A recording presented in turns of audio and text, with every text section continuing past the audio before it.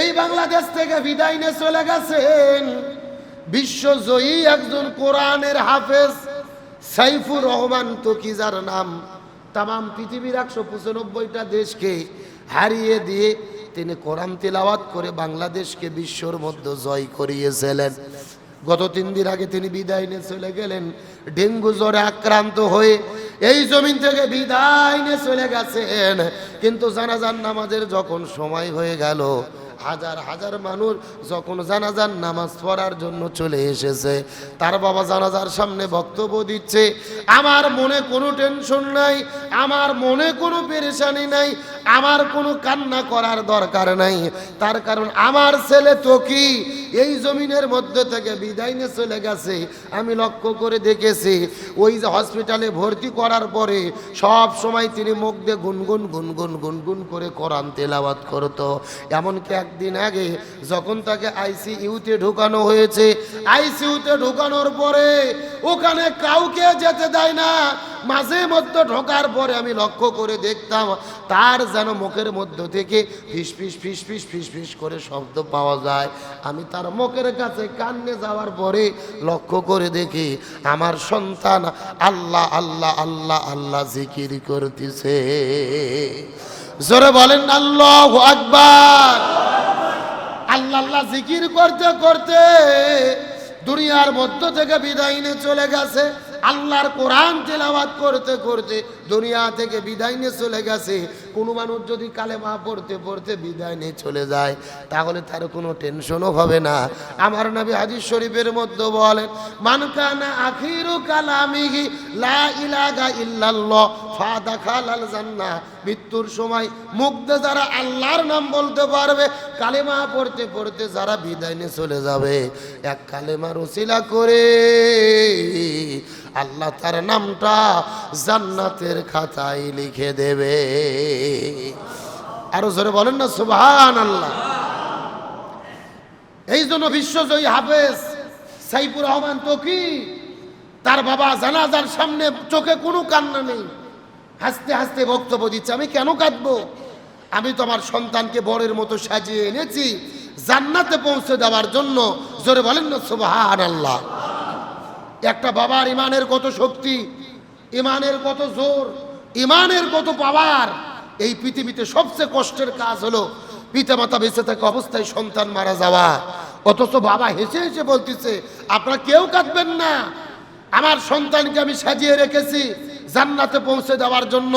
কোরআন পড়তে পড়তে আল্লাহর জিকির করতে করতে আমার সন্তান বিদায় নিয়ে চলে গেছে। আমি আশাবাদী আল্লাহ আমার সন্তানকে জান্নাতের মেহমান বানায়া দেবে। কতটা ইমানের শক্তি, কতটা সবুর, কতটা ধৈর্য। যেমন বাবা তেমন ছেলে। আলহামদুলিল্লাহ বলেন। আমরা বুঝি না, হলডিল হয়ে যায়, আমরা বুঝি না, টেনশন করি। এই পৃথিবীতে আসার সিরিয়াল আছে, কিন্তু যাওয়ার কোনো সিরিয়াল। তবে আপনি আমি সফল হলাম নাকি ব্যর্থ হলাম, মৃত্যুর পরেই সেটা বোঝা যাবে। একজন মানুষ মারা যাওয়ার পরে এলাকার মানুষেরা কান্না করে দোয়া করে, জান্নাতি ব্যক্তির মৃত্যুর আলামত কোরআন পড়তে পড়তে মারা যাওয়া, জিকির করতে করতে মারা যাওয়া, মসজিদে নামাজ পড়তে পড়তে মারা যাওয়া, রোজা রেখে মারা যাওয়া, হজ করতে গিয়ে মারা যাওয়া। এই মৃত্যুগুলো হলো জান্নাতি ব্যক্তির মৃত্যুর আলামত। জোরে বলেন সুবহানাল্লাহ। কিন্তু আল্লাহ সুবহানাহু ওয়া তাআলা এই পৃথিবীতে যখন মানুষ সৃষ্টি করেন নাই, সর্বপ্রথম আল্লাহ তাআলা ফেরেশতাদেরকে সৃষ্টি করেছিলেন। কাদের সৃষ্টি করেছিলেন? ফেরেশতারা আল্লাহর ইবাদত করেন, আল্লাহকে সেজদা করেন, নামাজ পড়েন, আল্লাহর নামের জিকির করেন। আল্লাহর কোন হুকুমের বরখেলাপ তারা করেন না। আল্লাহ যা যা বলেন ফেরেশতারা 100তে 100 পুঙ্খানুপুঙ্খভাবে পালন করেন। এর কারণটা কি? ফেরেশতারা যে আল্লাহর হুকুমকে অমান্য করবে, লঙ্ঘন করবে, এই যোগ্যতা এবং গুণই আল্লাহ ফেরেশতাদেরকে দেয় নাই। মনে করেন যে ফেরেশতারা হলো রোবট। মানুষ যেরকম রোবট তৈরি করে, ওই যে তৈরি করে রোবটকে যেভাবে বলে রোবট তাই শোনে। ডানে বললে ডানে যায়, বামে বললে বামে যায়, সামনে বললে সামনে যায়, পেছনে বললে পেছনে যায়। মানে রোবট একেবারে তার মালিকের যে সৃষ্টি করেছে তার কথা মতো চলে। একই রকম ভাবে আল্লাহ ফেরেশতাদের সৃষ্টি করেছেন, আল্লাহর যে হুকুমের বিধান লঙ্ঘন করবে এরকম কোনো যোগ্যতাই তাদের মধ্যে দেয় নাই। এখন আল্লাহ তাআলা চিন্তা করলেন যে ফেরেশতারা তো খুবই ভালো, আমার কথা শোনে, তবে আমি এই জমিনে এমন কিছু সৃষ্টি করব যারা চাইলে আমার হুকুম পালন করতে পারবে, আবার চাইলেই আমার হুকুমকে লঙ্ঘনও করতে পারবে। আমি স্বাধীন একটা জাতি তৈরি করব, আমি স্বাধীন একটা সৃষ্টি তৈরি করব, যারা চাইলেই আমার হুকুম পালন করতে পারবে, চাইলেই আমার হুকুমকে লঙ্ঘন করতে পারবে। এমন দৃষ্টিভঙ্গি থেকে আল্লাহ তাআলা মানুষ সৃষ্টি করেছেন। সুবহানাল্লাহ বলেন। মনে করেন আপনার বাড়িতে দুইটা পাখি আছে। কয়টা পাখি? দুইটা পাখি। একটা পাখি আপনি খাঁচার মধ্যে বন্দি করে রেখেছেন, আর একটা পাখি ছেড়ে দিয়ে রেখেছেন। দুইটা পাখি আপনার কথা শোনে, যখনই ডাক দেন তখনই কথা শোনে। খাঁচার পাখি যখন খেতে দেন তখন খায়, যখন গান গাইতে বলেন তখন গান গায়, যখন ঘুমাতে বলেন তখন ঘুমায়। আবার আর একটা পাখি ছেড়ে দিয়ে রেখেছেন, যখন ডাকেন আপনার কাছে আসে, মন চাইলে এখান থেকে 2 কিলো দূরে যায়, ওখানে ঘোরাফেরা করে, আবার সময় মতো আপনার বাসায় আসে, আপনার কথা মতো চলে, খেতে দিলে খায়, ঘুমাইতে বললে ঘুমায়। আচ্ছা বলেন তো দেখি, কোন পাখি আপনার কাছে বেশি ভালো লাগবে? ওই খাঁচার মধ্যে বন্দি করা পাখি না ছেড়ে দেওয়া পাখি? আমার কথা কি বুঝেছেন? খাঁচার ভেতরে বন্দি করা পাখিও কথা শোনে, যেটা ছেড়ে দিয়ে রাখছেন ওটাও কথা শোনে। কোন পাখি আপনার কাছে ভালো? ছেড়ে দেওয়াটা। কারণ খাঁচার ভেতরে বান্দা পাখি তো কথা শুনবে, ও কথা শুনতে বাধ্য, কথা শুনতে কি, কিন্তু ছেড়ে দেওয়াটা বাধ্য নয়, ও স্বাধীন। চাইলেই আপনার ডাকে আসতে পারে, না চাইলে বগুড়া উড়ে যেতে পারে, এখান থেকে রংপুরে যেতে পারে, মক্কা মদিনায় চলে যেতে পারে, কিন্তু আপনার হুকুমের বর খেলাপ করে না। এই যে মনে করেন খাঁচার ভেতরে বন্দি পাখি হলো ফেরেশতা, আর ছেড়ে দেওয়া পাখি হলো মানুষ। আমার কথা কি বুঝেছেন?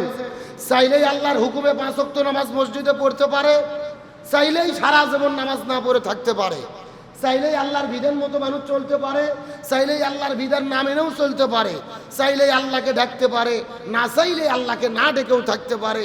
তার মানে ফেরেশতারা খাঁচার ভেতরে বন্দি, ওদের কোনো গুণ নাই, আল্লাহর হুকুমের বাইরে যাবে, আল্লাহ যা বলে তাই শোনে। আর মানুষ হলো স্বাধীন।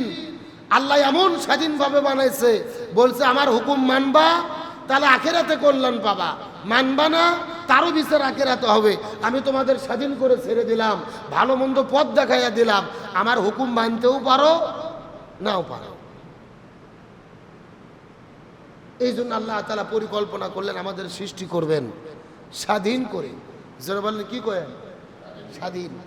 ভালো মন্দ বোঝার আল্লাহ তাআলা জ্ঞান দিয়েছেন। আর আমাদের হিসাব হবেন কবে?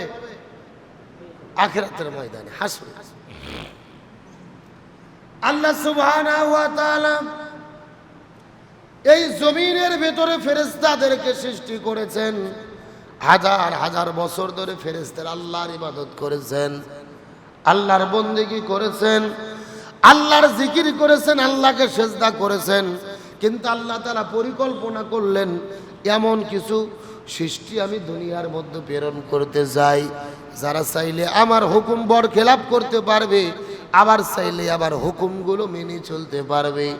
আমার আল্লাহ তাআলা এই রকম পরিকল্পনা গ্রহণ থেকে এই জমিনের ভেতরে মানুষ সৃষ্টি করার পরিকল্পনা করেছেন। জোরে বলেন সুবহানাল্লাহ।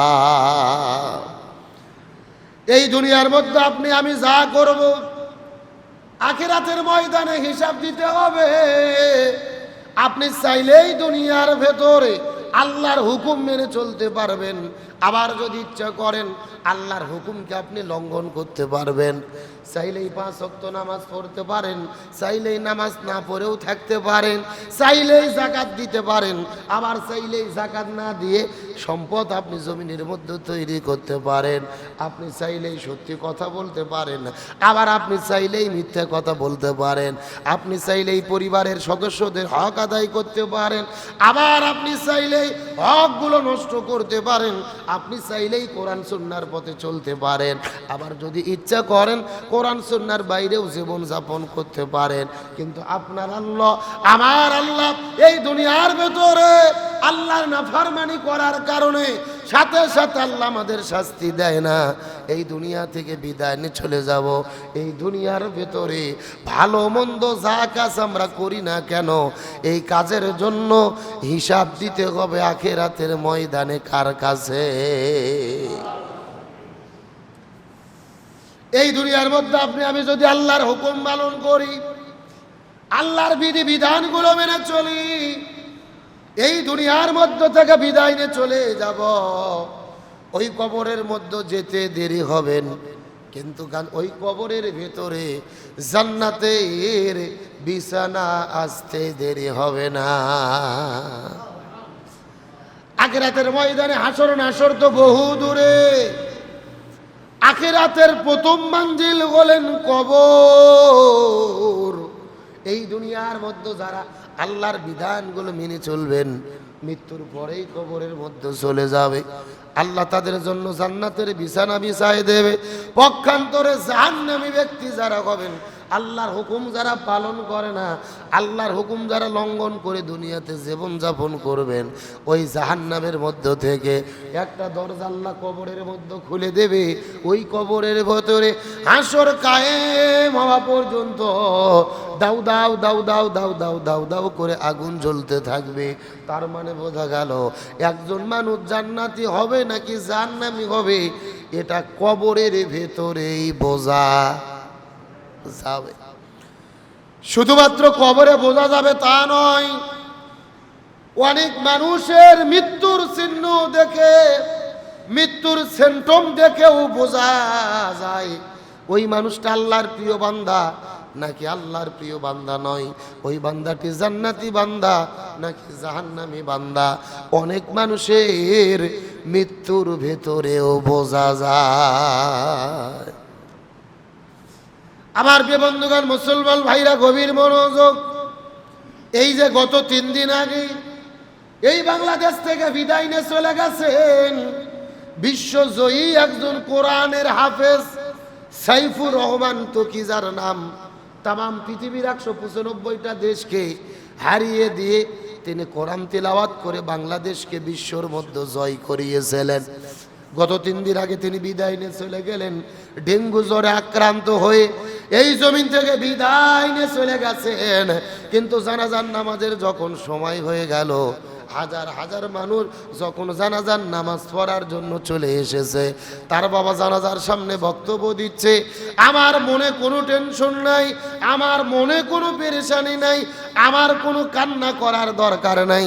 তার কারণ আমার ছেলে তকি এই জমিনের মধ্যে থেকে বিদায় নিয়ে চলে গেছে।